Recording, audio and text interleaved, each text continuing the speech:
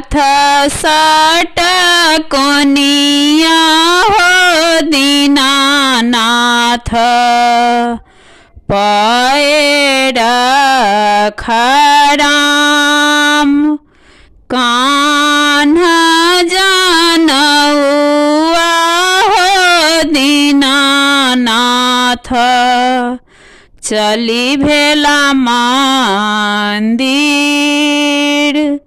हाथ सटकोनिया हो दीनानाथ पैर खराम कान्हा जानौआ हो दीनानाथ चली भेला मंदिर गोबर आना गेलियै हो दीनानाथ गैया के बथान गैया के चरबहबा हो दीनानाथ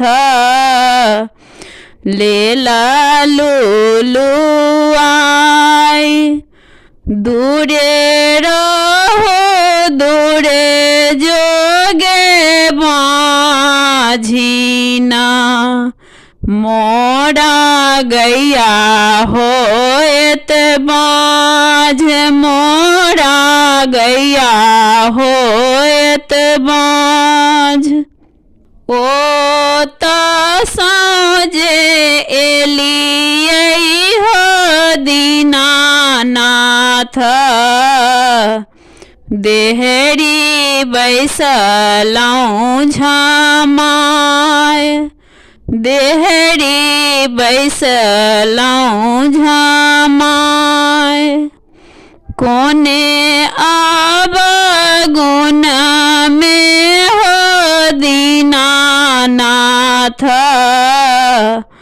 हो माझीना पड़ल नाम हो माझीना पड़ल नाम सुपाना गेलियै हो दीनानाथ डोमाबा दुआर डोमाबा के बेटबा हो दीनानाथ हो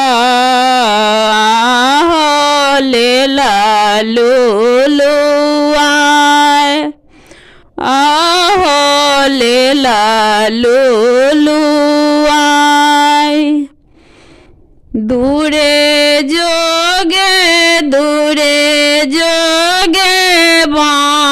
माझीना मोरे पुतहुआ होए तई बाझ मोरे पुतहुआ होए तई बाझ ओता साँझे एलियै हो दीनानाथ देहरी बैसलौं झामाय देहरी बैसलौं झामाय कोने आब गुण में हो दीनानाथ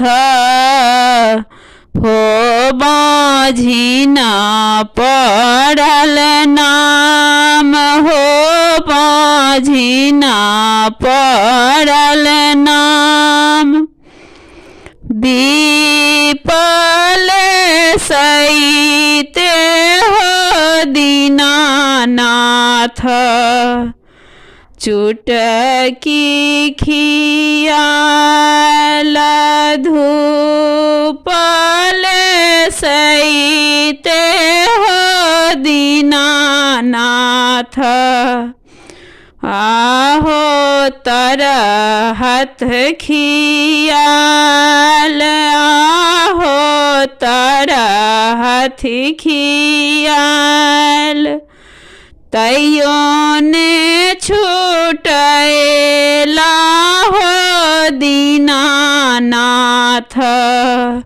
हे बाझिना केरा नाम, हे बाझिना केरा नाम। सासु जे मारे हो तो का, हो नदी पढ़न गाइड, हो नदी पढ़े गाइड। अनकर जनमाल गोतनी हो दीनानाथ, उलहन देबै हमार, उलहन देबै हमार। पुत्र जे देबौगे बाझिना, हे गौरव जूनी कर, हे गौरव जूनी कर। गौरव जे करबे गे बाझिना, हे देलो लेबौ छीन। पुत्र जे देबै हो दीनानाथ, आहे छीनी जूनी लेब, आहे छीनी जूनी लेब। माझिन पद छूटतै हो दीनानाथ, हे मारा छिन पड़तै नाम, हे मारा छिन पड़तै नाम। हाथ सट कोनिया हो दीनानाथ, पैर खड़ाम। कान्हा जानौआ हो दीनानाथ, चली भेला मंदिर।